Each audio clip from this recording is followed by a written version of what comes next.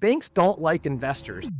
If you're an investor, just understand and appreciate that they don't like you and your life will be easier. Here's a pro tip: to buy a house with your kid. They don't need income, but we're doing 5% down, getting owner-occupied rates. So he's gonna live for free. It's a hack. It's a hack for real estate investors. If I can buy 4 homes with 5% down, my net worth is way higher than buying 1 home with 20% down. Find yourself a good broker. Brokers generally have access to a lot of lenders and a lot of products. There's not a best lender. There's a best lender for your situation. All right. Welcome to another episode of the Agent to Investor podcast, where we talk about the agent side of real estate investing. We'll be talking about the successes, the failures, and all in between. My name is Nico Garcia, local real estate agent and investor based out of Montgomery County, Maryland.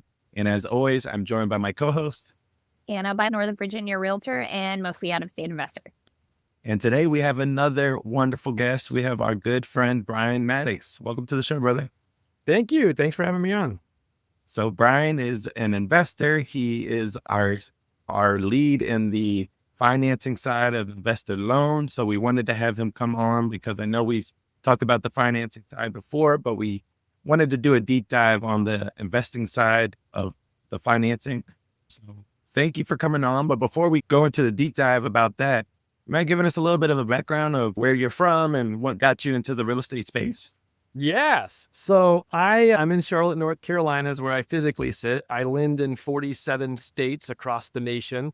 I got into real estate. Actually, I started off my career as a teller part-time.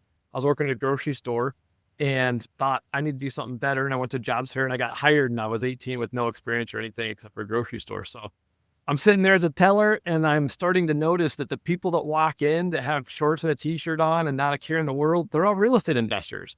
So I'm 18 and I'm noticing I want to do what they do, right? So I bought a book, How to Buy Houses with No Money Out of Pocket, and I read it and I just started my job. So within about 6 months, 12 months, I started on the platform side of the bank. So I was opening accounts for people, started doing auto loans, HELOCs, credit cards. So I started doing financing. I did my first refinance when I was 19. That was 1997. I was 4 if you're doing the math, not 19, I lied. Yeah, so I always enjoyed the real estate side of the business, and I always met my goals by working on the lending side. And I just gravitated to investors because I was fascinated with what they did and I wanted to know more. And so I just always had that as a big part of my business. And then my wife and I became real estate investors. We bought our first house as a primary home, lived in it for 2 years, and then we moved and kept that house. So our first rental we got in 99, but it became our first rental in 2001. And then every time we moved, we just tried to keep our old house. So we had long-term rentals for a number of years. I worked in retail banking for 17 years and then realized that I was babysitting people at work and I needed to stop babysitting as many. I had 4 kids at home and 5 employees or kids at work, and I needed to get rid of some kids, and it's expensive to get rid of your own kids. So I decided to leave the bank world where I was a generalist. I knew a lot about a lot of different things, but I passed things off to specialists. And so in 2013, I left the bank world and joined the mortgage world and became a specialist. So all I do is mortgages. I don't have to cross-sell checking accounts and credit cards and savings accounts anymore. And then we just kept acquiring properties. In 2017, we sold, I think we had 3 short-term rental or long-term rentals at the time, and we started selling those off and transitioning to short-term rentals. So from 17 until really now, we've got short-term and mid-term rentals. One of midterm rentals, we got a 12-month renter in it. They're like, can we stay for a year? Sure. Why not going to quit? Yeah, that works. And then I'm actively buying my first co-living home right now with my son. So he'll live in there. And here's a pro tip. If you buy a house with your kid, they don't need income. They do need a credit score, but we're doing 5% down, getting owner-occupied rates, buying a 4-bedroom house. He's going to have 3 roommates and he's going to live for free. They'll split utilities, but he'll have no rent. The rent will be covered by his 3 roommates that are living in the home. And they're all getting a discount from what they were paying on campus. So we're going to do the co-living thing that's more student-based. So that'll be our 6th rental property. So we're closing in August on that one. I have so many questions. I don't know where to start. I love that, Bryan. You're teaching your son the co-living. He's essentially becoming a landlord and he's house hacking, showing the benefits of owner-occupied loans. You're helping out on that side. So it ends up being a win-win for everybody, right? It's a hack. It's a hack for real estate investors. It's beneficial to me. I can buy a house with less money out of pocket. And we're going to split the profits and the revenue. So this is his job. If the toilet clogs, he can call a plumber or he can go on YouTube and learn how to fix the plumbing issue, because then he's got more revenue to split. And so he's encouraged to take that active role in home ownership. And it takes a little bit off of my plate because, dude, did you call a couple of plumbers? I don't have to do that anymore. You're on duty. Next year, we'll buy him another house. Our goal is to buy him 3 houses, 1 per year. And then when he graduates, he'll have 3 homes under his belt. He'll have hopefully 12 renters rent by the room. This house is going to make about $200 to $300 in gross profit, not net, because we're going to have maintenance and whatever. But when he moves out, we'll rent his room for maybe $800 to $1,000. So we'll be getting $1,200 to $1,500 in profit on house 1 while he's owning house 2 and living almost for free there. So it's great if you can swing it. It's a great way. It's a great real estate hack for investors. Oh my God. My Bryan and I will have to call you and be like, wait, how did you do that? Because we've got 4 kids to we got to encourage them how to do that. But I'm sure Nico has his questions, but I'm jumping in first because I have so many. I'm so excited. Please.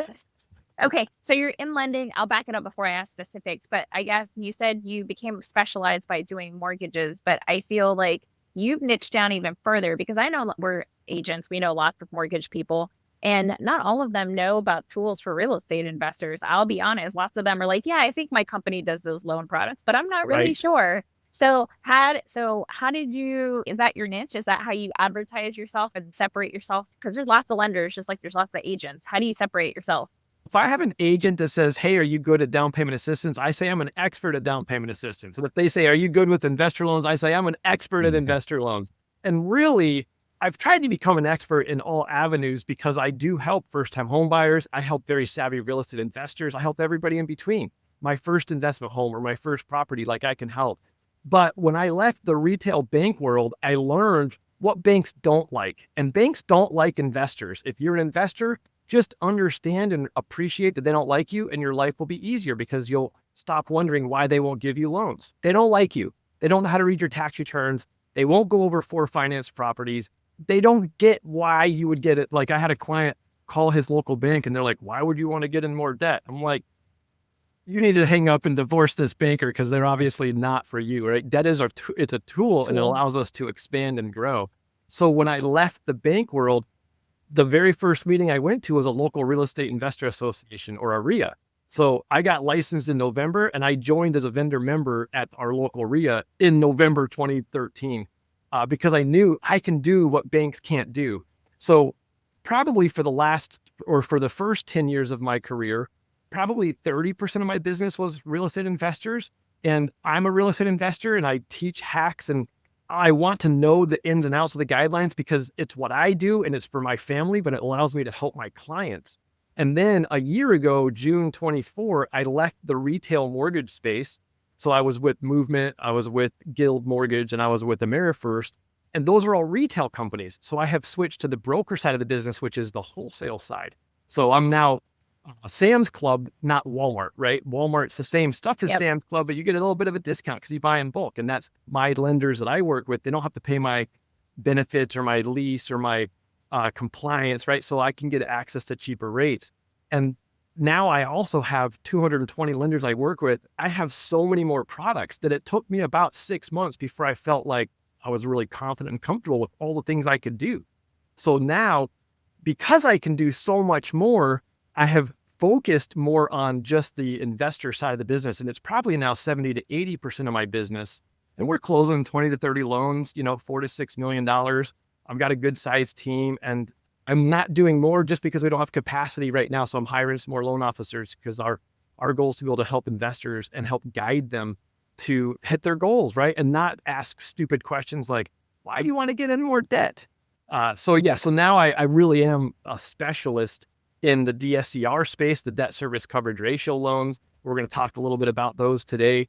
And then I really understand the agency guidelines for investors and how to continue to go. And I understand some of the hacks, like buying a primary residence with a close family friend or a kid, right? That's a hack. It's an investment property for me. It's his primary residence. For the first year, it's a primary home. Evermore, it's an investment home, right? So how many houses can you buy if you could do it with 5% down? Usually more. Yeah, that's a great hack. I And mean, I if you have love 20% down, that would be 4. See, and that's why I want to put 5% down, because I could buy one house and put 20% down and my cash flow is going to be a little bit better. But if I am looking long term in 10 years, if I can buy 4 homes with 5% down, my net worth is way higher than buying one home with 20% down. Yep. I loved your example about saying that banks don't really love real estate investors. And it's similar to Anna and I when we talk to agents and we say, hey, do you work with investors? Do you like working with investors? A lot of them are shy away and they're like, no, because in their mind, all they think is lowball offers and things like that, where similar to Complex you. tax returns and their Yeah. loan approval is going to be hard, right? Exactly. So similar to you, Brian, you're probably like, you become a niche. And what I've noticed, at least and for my own business as an agent, if you work with an investor, there might be 5, 10, 15 deals a year. If they're doing a fix and flip, you can help them on the front end and the back end. And it ends up really differentiating yourself from other people in the industry, which is And probably Nico, why that's supposed to be our secret, why you want to focus on investors. My homeowners, they buy a home once every 4 to 7 years, and I might do one refinance in between. Yeah. My investors might buy 5 homes this year and refinance all of them next year, right? So that's why I focus on, I don't network with real estate agents directly. I don't go one-to-one anymore. I don't take agents to lunch. No offense to you guys. I'm sure you would like to have lunch, but I want to be in front of a group of agents educating how to sell more homes and how to go work with investors and why and how to get them approved, because they're always like, they don't have the income and they don't have the assets. Guess what? There's ways around all of that in the investor space, right? So let's talk about that, Brian, because I know you briefly talked about getting your son a 5% down loan, which is the owner occupied loan. You mind explaining the difference between like owner occupied loans and investor loans? Yeah, that's a really good starting spot. So when you're a lender, owner occupied versus non-owner occupied, the biggest difference is if you get in trouble, which payment are you going to make? If I got 2 mortgages and things get bad in my life financially, I'm making the payment where I rest my head. And I'm going to say, really sorry for you tenants, but I can't make that payment and I'm not sure what your future is. So there's a much higher risk on a non-owner occupied property because it's not where my head rests at night. I want to make sure that payment's made always. So owner occupied products can do government loans. Fannie and Freddie are private sector. Now they're run by the government right now, but they're technically private sector loans. And those are going to be 3 or 5% down for owner occupants. And you can do up to 4 units now. You can get a quadplex with just 5% down. That changed last year. So it's another great hack for real estate investors is to buy the multifamily properties.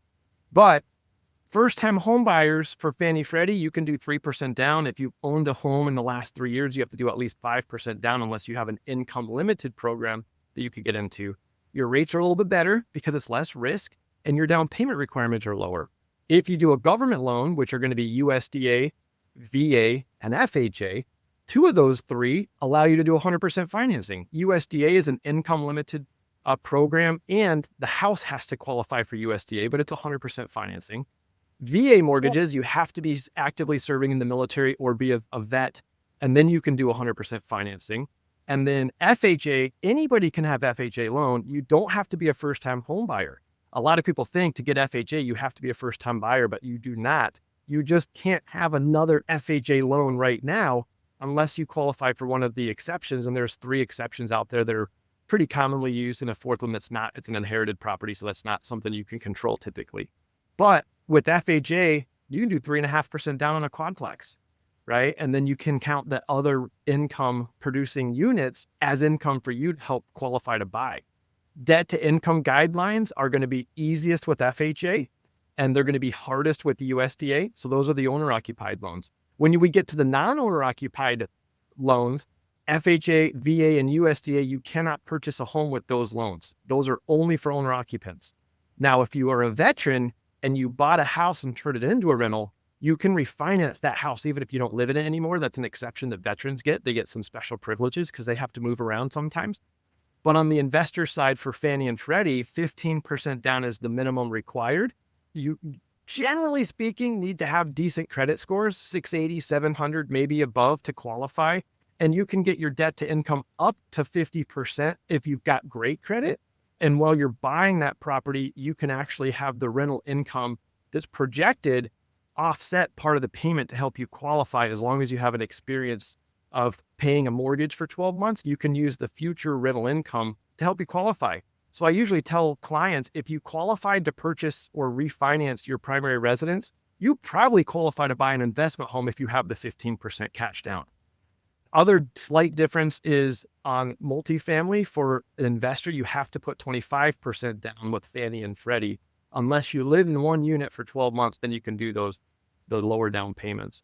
And then the other side of the coin for products, we've got your agency products, which are all the ones I just talked about: FHA, USDA, VA, Fannie and Freddie. Those are your agency loans. We also have non-agency loans, which are called non-QM loans. Non-QM just means we don't qualify the payment per government standards. So after the 2008 mortgage crisis happened, the government said, we need to have a way to make sure this doesn't happen again. And lenders, you have to follow these guidelines to verify income. And we're going to create this term called QM, or qualified mortgage. So when we go non-QM, we have a different set of rules, and there's a lot of flexibility. You can still do full doc, where you're verifying your income with taxes, W-2s, and pay stubs, but you can do 15% down on a duplex or a quadplex with a non-QM loan. Rates are going to be a little bit higher, but it's got some flexibility. You also can close directly in the name of an LLC with a non-QM loan, where Fannie and Freddie, they're going to require you to close with your personal name, and then you can move it into an LLC later. When we look at the non-QM loans, it's just an umbrella of products. It's going to be the specific loan type on how we verify income. So we could do bank statement loans, where we're looking at 12 months or 24 months of your bank statements. The DSCR loan, or debt service coverage ratio, we don't collect any income.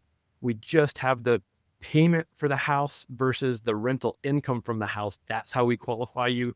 Or we can do a full doc loan or asset depletion. And sometimes we have a no income loan option too. It's called a no ratio loan. So I just covered a whole bunch of data. You asked a small question, but it had a pretty large answer. So sorry for monopolizing that for just a hot minute. No, that was a lot of great information. And I'm all like, so many questions. And I'm like, wait, for FHA loans, what's the three? Are we allowed to know the three exceptions? Yeah. So the three exceptions are: you moved more than 100 miles for work. Okay. Okay. So you have to have moved for work. So if you work from home, you didn't move for work. So that 100-mile rule doesn't count. Okay. You can inherit a property that's hardly ever used. There is the family size changes. So if your family size, if you get married and your spouse has 2 kids and you have 2 kids, my house doesn't work. So my family size changed, so I can qualify for another exception on that. And I'm trying to think of what the fourth one is. Maybe there are 3 now that I'm on the spot and on video. So if I can think of the fourth one, I'll chime back in. The most commonly used one is the moving 100 miles for work. The second most commonly used one is the family size has changed. Okay. What if the kids leave? Does that count too? I don't need to buy a new home for that, so that does not count as an exemption. Now, if you have a new baby, if you adopt, it doesn't have to be a mixed family, a spouse that has their own kids. It doesn't have to be a mixed family. It can be an adoption or an additional family member that is born into the family as well. What about an aging parent?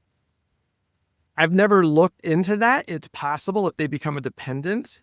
I don't know the answer to that. I don't get stumped often, and I'm going to look that one up and I'll chime in. I'm sure this will be on YouTube or on a podcast, and I will post the answer to that question. Yes. Or comments. I don't think we warned you up front. I'm the one that comes up with a random question suddenly, and I'm like, "Ooh, this is not on the list we gave you." But I like it, and to me, if I get challenged or stumped, it's an opportunity to grow and learn. So I would appreciate the hard questions, and it's not often I get stumped because I do try to know policy in and out. So thank you. I love it, Bryan. So I know on the lender side, a lot of it's risk management, right? Trying to figure out whether the loan is risky, and the riskier it is, the higher the rates, the lower, then the better rates. And the owner, you touched on a ton of different products, owner occupied versus investor loans. But I wanted to actually touch specifically on what you like to call, and lenders call, like the gold standard, which is the conventional loan. Those are usually going to give you the best rates when you're looking for investment properties, correct? Typically speaking, yes. They are going to oftentimes be the superior product to get if you can get through the paperwork, right? It's more paperwork, it's more details. The number of properties, as they go up, you need more and more reserves. Once you have 7 properties, you need 6% of your outstanding mortgage balances in reserve. So if you've got $2 million in loans outstanding, those numbers start to become very large. So sometimes the gold standard is the hardest to get. And so we've got the non-QMs as the backup plan. But sometimes when we do a non-QM loan, we're allowed to have prepayment penalties in most states. Some states no, but a prepayment penalty isn't a negative thing. It's a feature that can be a benefit. So if you do a 5-year prepayment penalty, we might be able to get a lower rate than if you go Fannie or Freddie. And it just depends on the day, and it depends on the lenders and the situation. So we're going to look, usually when I'm talking to a client, there's no best loan. There's just best for your situation. So we're going to get to know the situation and then see what's going to work the best for your purchase. Yeah. That's an awesome thought. I never thought of prepayment penalties as a good thing. Most of the time, we're trying to get them out of the contracts, but I can see it's leverage because if you're willing to stay in the loan and promise to stay there for a couple of years, they're willing to give you a better rate. That's a good thought I never had before. Yeah. So that's a servicing benefit because whoever buys the loan, if that loan gets paid off, it usually takes like 12 to 24 months for a servicer to get recouped from purchasing a loan. So there's a risk. And sometimes, depending on what the market looks like, smaller loan sizes are better rates because there's a less chance of those getting refinanced if rates drop. But if you can lock in that 5-year prepayment penalty, that raises your servicing benefits because the servicer knows I'm getting paid on this probably for 5 years. And if they terminate this loan, I'm going to get compensated at that time. So that's allowing them to be a little more aggressive on the rates. So sometimes we'll go a non-QM loan versus Fannie Freddie because it can be cheaper with the benefit of a prepayment penalty.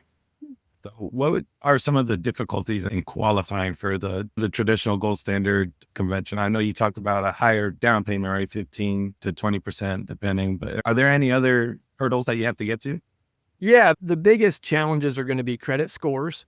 I've done investment Fannie Mae loans with people down in the 620s, but they're putting 30 or 40% down, or they're doing a refinance and not taking the maximum leverage they can get, right? If we keep under 70% loan to value and debt to income is lower, then we can get lower credit scores. 620 technically is the lowest credit score that Fannie Mae will finance. On a purchase with 20% down, a 620 is going to have a hard time getting an approval unless you have a crap ton of reserves and your debt to income is super low. So debt to income is a very important factor in getting approval and risk. The higher the debt to income, the higher risk. Credit score is another major risk factor.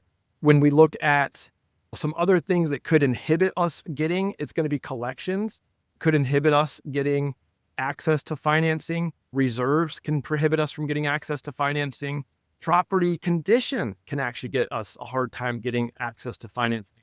And that's in both the QM and the non-QM world. If the property's in disrepair, we're looking really at the hard money loan. We're not looking at an agency loan. We got to get that property fixed up. There are no renovation loans for DSCR loans, but there are for conventional. You can actually finance in repairs if the property's in disrepair.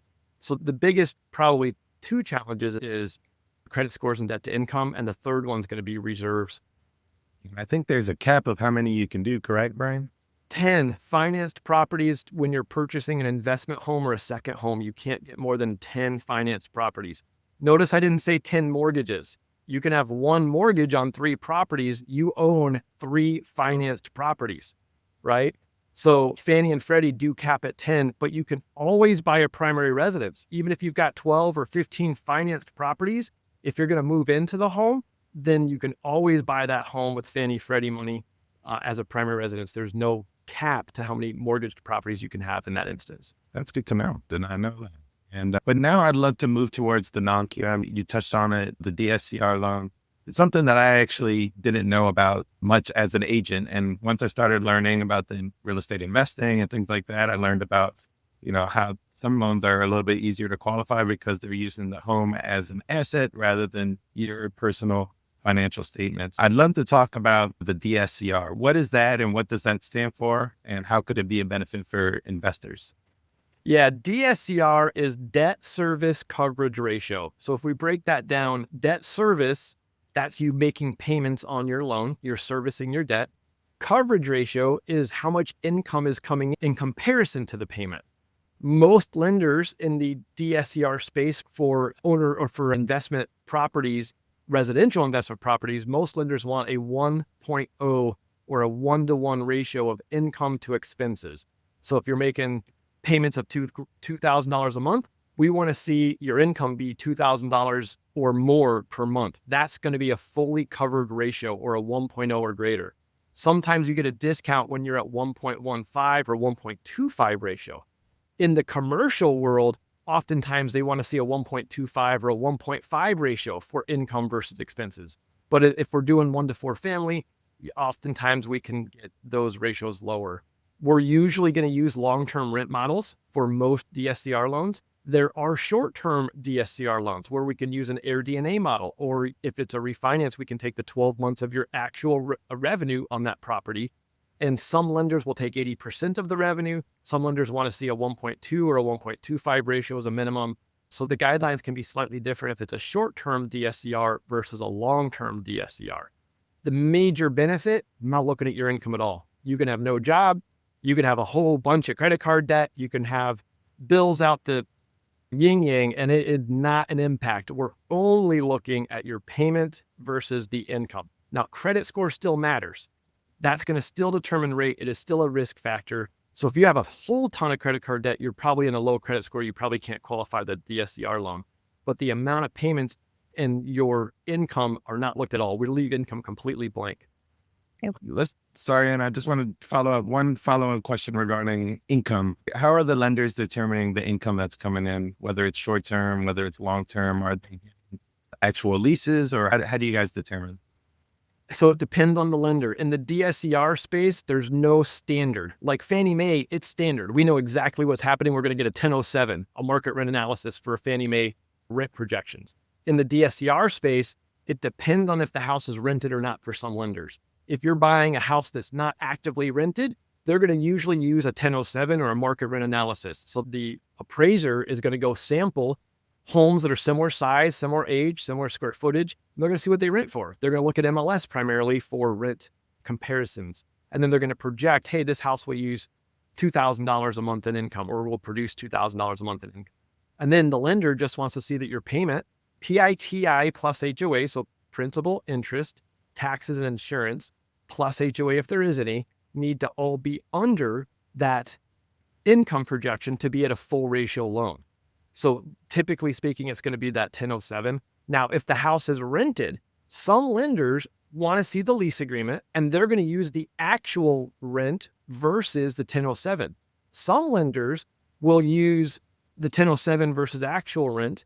And if the actual rent's higher than a 1007, if we can prove that we've been receiving that, some lenders will offer an exception of the actual rent versus the 1007. So I actually have to track a lot of data per lender on, is the house rented or not rented? And if it is rented, what equation are they going to use? And it's every lender is a little bit different from every other lender. So we just go find the right lending partner for that situation. Gotcha. And sorry, one more question regarding income. I know you touched on short-term rentals and long-term rentals, but you also mentioned you and your son are doing co-living. I'm doing midterm renting for my basement. Are the lender, I know the space is changing all the time. I'm just curious if there's any DSCR lenders that are using some of those as their projections for rent.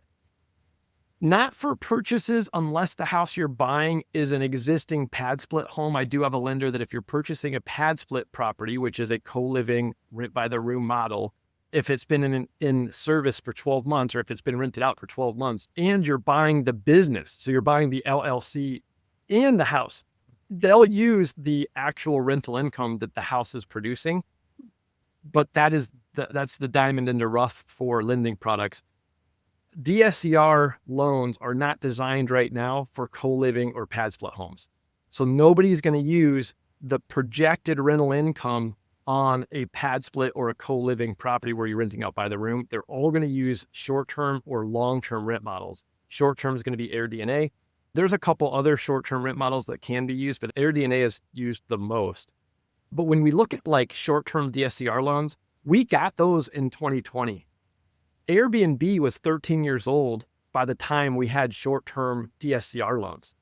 Pad split's only about 7 or 8 years old. So it's still, and it's very small. It's not as popular as Airbnb was at the same time, but it's just a smaller market. And so I don't know when we'll get official pad split purchase money DSCR loans, We have several lenders that will do refinances and use your 12-month history, and they can use that income on refinances. But when you heavily modify a house, when you convert a living room and a family room into more bedrooms, that's going to limit what lenders we can go to. And it sometimes can make it so if you double the room count, you got a 4-bedroom house and you turn it into an 8-bedroom house, it can be very difficult to find any financing options. Typically speaking, when we're buying a property that we plan to renovate, we want to assume that the loan we're getting is a forever loan. So I encourage my clients, do a 5-year prepayment penalty, buy the rate down, pay for your refinance now, get tomorrow's rates today by buying the rate down with extra money, because the chances of us doing a refinance are lower once you've modified a home and you're doing rent by the room, because there's no official products out there for that yet. Interesting. So he answered my question already. I was going to, in all of that, I was going to ask about expenses, like the ratio, like what expenses are actually covered in the 1-to-1 ratio, but you went through that already, because I wanted folks to understand it's not CapEx, it's not maintenance, it's not all these other things. It's very specific things that you're looking at, and it's only a few of them, luckily. Yeah, and like property management, unless you buy like a condo that's in a resort that requires you to use that property manager, we're going to have a very small set of lenders that'll do that instance anyways. But property management, maintenance on the house, utilities on the house, those are not counted in that DSCR ratio. It's only the principal, interest, taxes, insurance, plus HOA if there is any. Okay. So Bryan, what would be a down payment, a typical down payment for a DSCR, somebody looking to purchase a home as an investment property? So most commonly we see 20% down, because 15% down loans require a 1-to-1 ratio. There are no options for a low ratio loan. It's difficult when you put 15% down, it's a higher risk loan, which means there's a higher interest rate. You're borrowing more money, which means your PI is higher. The principal and interest payment is higher, and interest rates being higher and the amount of debt being higher just makes it very difficult for 15% down to work on a single family home. Duplexes, quadplexes, triplexes, those have an easier time getting to that 1-to-1 ratio oftentimes. So 15% down is an option, but it's a lot higher of an interest rate as compared to Fannie Freddie. You're putting 25% down on a multifamily property. So 20% down oftentimes, not always, but oftentimes does work for that payment to income calculation if we stay under kind of the bigger purchase prices for investors. And bigger purchase prices are probably $350 to $400. It's difficult when you're buying a house that large. Oftentimes you're not getting double the rent on a $400,000 house that you are on a $200,000 house, right? So the bigger the home price, the more down we might need to get to those ratios. And then we do have products that if the rent is less than the payment, we can do a low ratio or a no ratio loan. Low ratio loans mean that you're getting 75% of your payment covered or better. No ratio loans mean you're getting less than 75% of your payment covered. So it could be 20 or 30 or 60% of your payments covered by rent. And you might say, Bryan, why would you buy a house like that? Hey, it might be a vacation rental on a beach that's only serviceable half the year. And you might stay there some of the off season, right? When you can't rent it out anyways. And so you're allowing other people to help you. Or we might be using a long-term rent model, and you might be doing rent by the room where you're actually going to make more money than what the payment is. We just can't calculate and justify that because the guidelines don't allow for that. So there's still people that'll do no and low ratio loans on the purchases. Okay. And I don't remember hearing this, but as far as the length of term and type of loan, these are usually fixed rate 30-year products, or is that? Exactly. Okay. Yeah, they're typically fixed rate 30-year products that are fully amortized. So you're making a payment, principal and interest for full 30 years, and it's not going to change. There are options to do interest only payments, and those come in a couple different varieties. You can do 10 years interest only and then 30 years fixed rate and a standard repayment term. So it's a 40-year mortgage, or you can do a 10-year interest only and then a 20-year term. A lot of people are going to refinance out of that 10-year interest only once the interest only period's up. But you can do interest only loans, not with 15% down. You can do it with 20 and 25% down. Oh, I had no idea. Are you able to refinance into some of those loans products?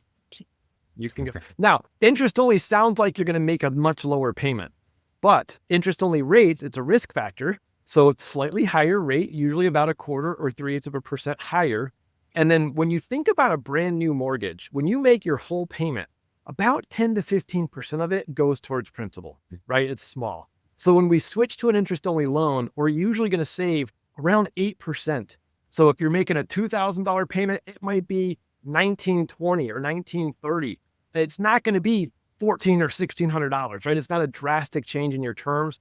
Usually we use interest-only payments for two main reasons. One, we just missed on our ratio. We're at a 97% of the payment is covering the being covered by rent. So we want to drop that payment under so we qualify for that loan and get above that 1.0.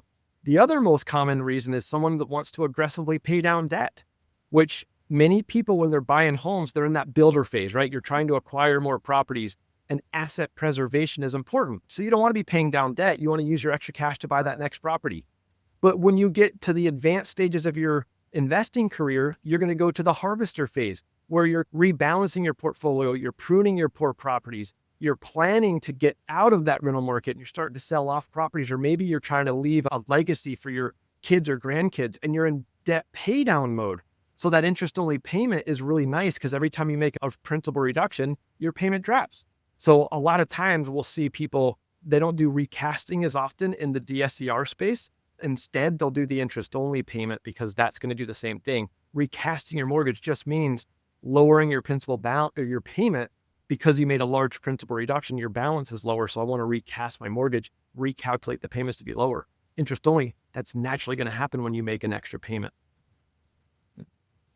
So Bryan, those who are hearing about this product, the no doc product for the first time, may be skeptical. They're like, okay, they're not looking at anything. They're just looking at the house. And their first question is they probably have astronomical rates. So what do you say to people like that? How do they compare to a traditional investor loan? Yeah, that's a very common question. Oh, this must be much, much, much higher. Sometimes they're very similar. Sometimes they can be lower. So the levers that we can pull to change rate is down payment percentage. Are we doing 15, 20, 25%? The more down payment, the lower the rate. The other lever is prepayment penalty.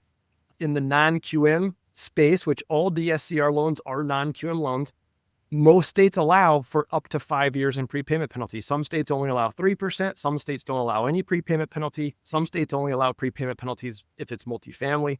So if we can pull that lever, we can do a 2, 3, or a 5-year prepayment penalty, lower that interest rate.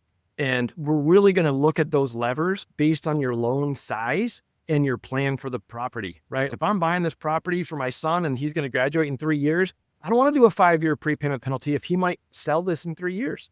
If I borrow $400,000, $500,000, $600,000, rates hopefully will come down the next 2 to 3 years, maybe 1 or 1.5%. So if I have a large loan size, I might want to refinance. So I want a shorter prepayment penalty, which is a higher rate now for an opportunity of a lower rate later. If you have a small loan size, usually under 200 grand, doing a refinance is probably not in the cards because rates got better. There's just not enough savings to justify the closing cost. So the smaller the loan, the higher the likelihood that we should do a 5-year prepayment penalty and drive that rate down. Mm-hmm. But right now, I'm doing loans, even a cash out refinance. I just did a cash out refinance at 6.25 on an investor loan with a 5-year prepayment penalty, paying 2 points. And I think he went to 60 or 65% loan to value. That's a great rate. As of this recording, the average rate for a homeowner in America is 6.79. And today we're recording on 7/11. Anytime I say a rate, I have to say exactly when we're speaking, but you can go to Mortgage News Daily to see really good what average rates are out there. And if we can do an investor loan at the same rate as a primary residence, which I do all the time, high sixes, if you're putting 20 or 25% down and you're paying a couple points with a 5-year prepay, I can get your rate to be in the high sixes. Sometimes we get to the mid sixes if you're putting 25 or 30% down. So we can get really good rates. Flip side, I've got a lender that does no income verification. They're in the 9s and 10s. Mm-hmm. That's not bad if the numbers work, right? It's a tool. Rate is not good or bad. It's a tool. And different products are different tools. We pick the right tool for the situation. So sometimes, hey, I'm happy to take 9 or 10 because it's a pad split home that I can't verify the income on, and someone will do a loan for it where nobody else will. Mm-hmm. I'll take 9 or 10 because it's better than not getting financing and not getting that house. Yeah, 100%. It's all about risk. That's right. The higher the risk, the higher rate they're going to want just to safeguard themselves. And most people, investors, they'll know it's risky and they'll be like, okay, that makes sense why I'm paying slightly more. Right. And then the lower your credit score, the higher your rate's going to be. So I think you may have touched about it, but I actually not learned about it, but I first did a DSCR through a cash out refi when I was doing my Burr project in 2023. And one thing that I actually didn't know about it is the seasoning period when you're doing a cash out refi for a DSCR loan. You mind talking about that and what that is and what it usually is for Yes. cash out? To answer that question, I'm going to back up and educate you on Fannie Freddie guidelines because that's the gold standard. And most DSCR loans come from Fannie Freddie guidelines. That's where they started. Fannie and Freddie have figured this out. They've been doing it a long time and they're very successful. So DSCR lenders start where Fannie and Freddie guidelines finish and they modify from there. So Fannie Freddie, to do a cash out refinance, you have to own the home 6 months. Once you've owned the home 6 months, we can use the appraised value on a cash out refinance. Now, the other rule for Fannie Freddie is if there's a mortgage in place that's being paid off, that mortgage has to be 12 months old. So Fannie Freddie have two seasoning requirements now. They have a how long have you owned the house and how long have you had a mortgage on that house? So if you're doing a Burr and you did a hard money loan, we can't do a cash out refinance for Fannie Freddie until a year. Not allowed. Now, if you bought the home cash and you've owned it 6 months, you can do a cash out refinance at 6 months and use the full appraised value. But Fannie and Freddie are going to use the lesser of your appraised value or your purchase price for the first 6 months of financing on cash out refinances. Okay, so we have to start there. Now, let's go to the DSCR space. Probably 70% of lenders have the same rules on that 6-month mark. They're going to say, we won't give you access to the extra equity that you've created until you've owned that property for 6 months. They don't have the 1-year rule on the underlying mortgage. They don't look at that at all. So that's only Fannie Freddie that want that home to have a mortgage that's a year old to do a cash out refinance. DSCR loans don't have the 1-year rule, just the 6-month rule for the most part.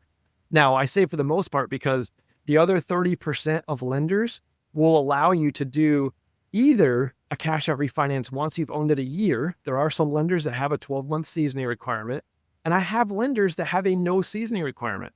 You can buy a house today and do a cash out refinance tomorrow higher than your purchase price. Now, it's a risk factor. It might be a higher rate, but if I want to get my cash back to do my next project, I'm happy to do this, right? So we do have options for no seasoning or 6 months or 12 months. And then the third or the fourth bucket is some lenders will say, hey, we'll give you for your appraised value, we'll give you your purchase price plus your renovation cost. And we'll use that as the appraised value and we'll go up to 75% of that. And then a couple of lenders will say, you know what? We'll give you up to 100, 120, or 140% of your purchase price plus your renovation cost up to 75% loan to value with no seasoning. And the 100, 120, or 140 mark depends on how long you've owned it. If you've owned it for 0 months, they'll give you 100% of your cash, your cost, your purchase price plus your renovations, up to 75% loan to value. So you're made whole back in your pocket for that Burr transaction. If you've owned the house for 3 months, they'll give you 120% of what you put into that house, purchase price plus renovation cost. There's not a best lender. There's a best lender for your situation. That's why it's good to speak with Bryan before you actually go in to purchase the property. Because if you plan on doing a Burr and you're using private money, like I have done, maybe talk to Bryan beforehand and just say, hey, this is how I'm going to do it. So you can game plan. Maybe it's 90-day seasoning period. Maybe it's 6 months. But that way on the back end, when you're doing the cash out refi, you guys are all on the same page. Yeah. And I usually like to get involved on the front end. If it's private money, especially, if you can get your cash out from your private money lender and not from me, I can do a rate and term refinance with most lenders with no seasoning. So that doesn't work for institutional money oftentimes because institutional money is not going to give you access to cash out. But a private lender, you can say, hey, my purchase price is 100. My renovation cost is 50 grand. And let's say my ARV, let's say I found a killer deal and my ARV is 350. So I'm going to use a calculator real quick. 350. We want to stick to 75% loan to value in most cases because it's the best rates. So that's a 262 loan. So if you have a private money lender that'll give you 100 grand for the purchase, 50 grand for your renovations, and then put another 100 grand and then just keep it in escrow. They don't even have to disperse it, but they write the loan for that bigger amount. I do a rate term refinance pay off that private money lender, and then they give you your cash because they've been holding it. It's in your loan and it's your money. So we can be creative when it's private money sometimes, and then allow us to do a rate and term refinance for quicker access to funds or cheaper interest rates. Rate term refinances are always cheaper than cash out refinances on rates. I remember we were talking about something similar when I was planning on buying my first house hack, and one that needed a lot of work. And I was talking to Bryan about just that. And I was mind blown because the rate and terms, I didn't even think was an option, which is pretty cool. Yeah. And Fannie Freddie can do a rate term refinance with no seasoning as well. So if we're not putting in the definition of rate term versus cash out, rate term is we're paying off existing purchase money mortgage. Cash out is I'm putting cash in your hand. I don't care if you used a HELOC and the HELOC funded the purchase and the renovations and none of your cash was involved. So you're like, I'm not getting more cash. I'm putting cash in your hand so you can pay off the HELOC. Unless that loan was secured by the property that we're financing, that loan has to be paid off. That's a rate term refinance if we're paying off a loan that's on the property that we're refinancing. One last thing I wanted to talk about, and I know you mentioned it before, but I'd love to explain it for the audience, is that prepayment penalty. Usually it's like at a step down basis. You mind explaining what that looks like for somebody who goes with the DSCR route?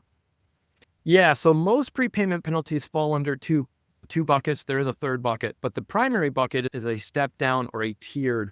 So if it's a 5-year prepayment penalty, the first year, if you pay off that loan, you're paying a 5% fee. The second year is 4%. The third year is 3%. The fourth year, it's 2%. And the fifth year, it's 1%. The other main type of prepayment penalty is a flat prepayment penalty. It's 5% every year, 5, 5, 5, 5, 5. If the lender offers a flat prepayment penalty versus a tiered, they're going to give you better rates on the flat prepayment penalty. The higher prepayment penalty means there's a lot less risk of them getting paid off, right? So the flat prepayment penalties oftentimes are cheaper rates than the tiered. Some lenders don't offer flat, some lenders don't offer tiered. When you get to a 2 or a 1-year prepayment penalty, the most common prepayment penalty is a 6-month interest penalty. So they're going to have 6 months of interest for the loan paid at closing. And that's a big number. If you take the interest for 6 months versus your loan size, it's probably 3 or 4% of the payoff.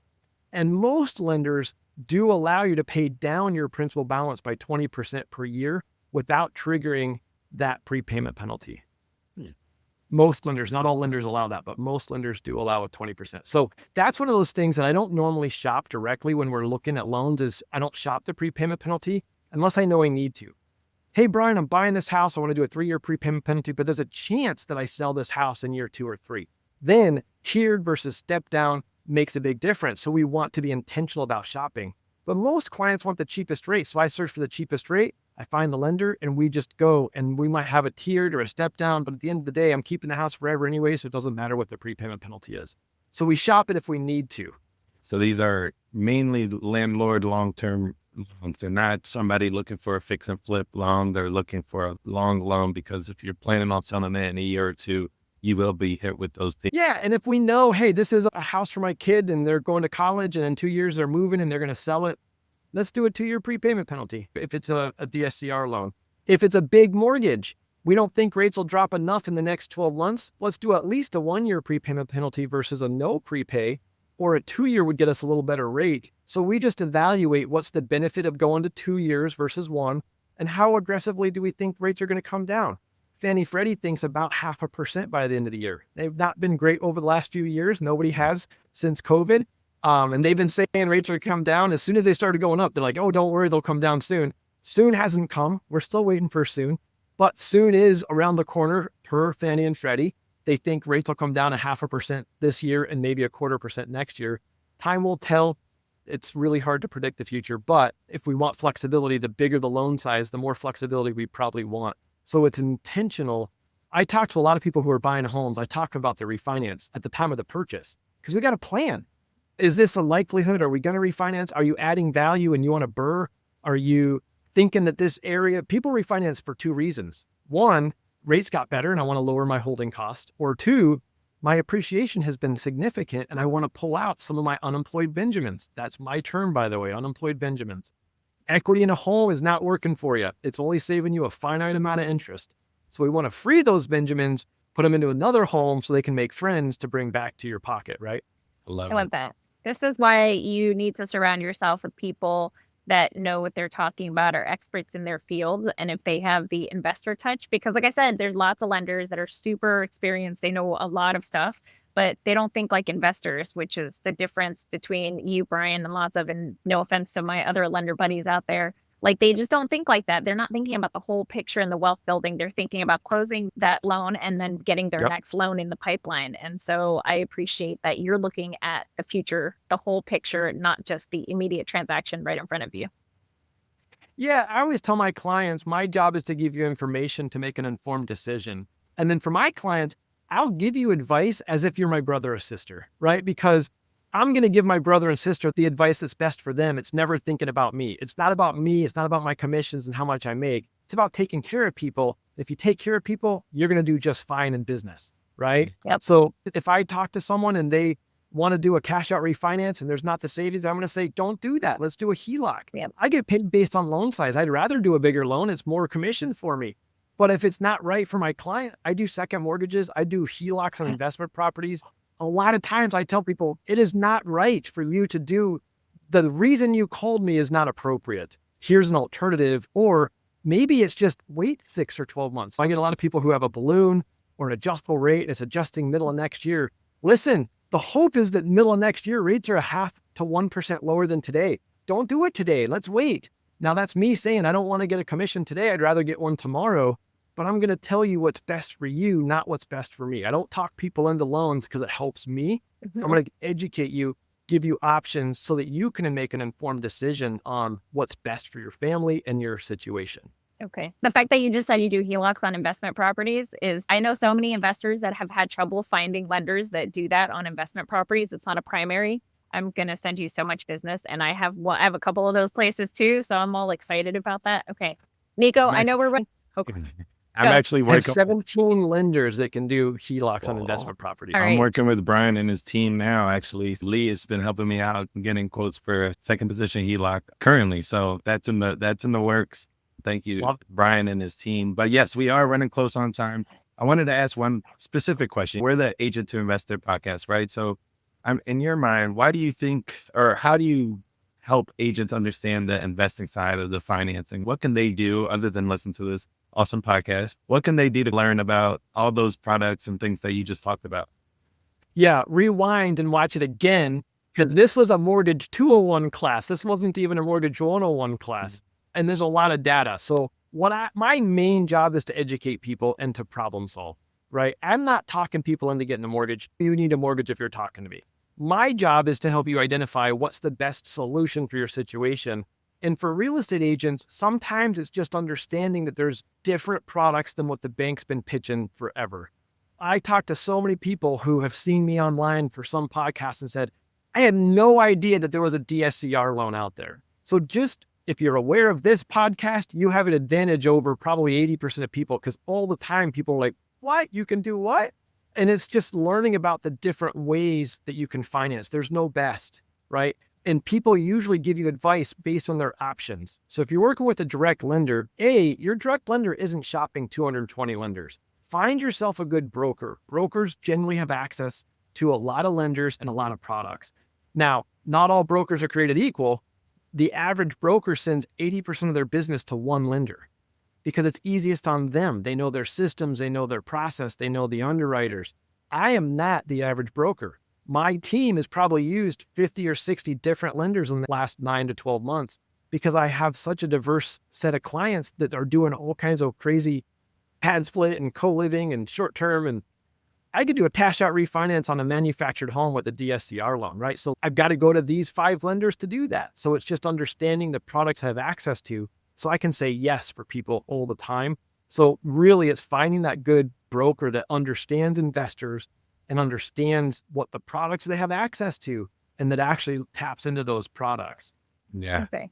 I know we have final questions, but I'm putting the plug in for Brian to come back because I want to learn, one, about using HELOCs on second properties, but I also really want to hear about how you bought the property with your son, because I was also a late teen in the late 90s. So I have a daughter, I have several kids that are that age. So to help them buy a house. And then on the flip side, I know lots of young first-time home buyers that can't buy a house right now, but they have parents that would help them. And like you said that earlier, and I was like, I really want to know how that works, but I know Nico's not going to let me ask her. We're running out of time. No, the whole idea, Brian, is to have more tools in your toolbox, whether you're an agent, whether you're an investor, and to partner with people like Brian and his team, because there's not just one way to skin the cat. I think that's what the saying is. But there's a lot of ways to skin there that you cat. go. Right. There you go. And Brian, so if somebody wanted to reach out to you, learn more about the investing side and talk to you and your team, how can they reach out to you?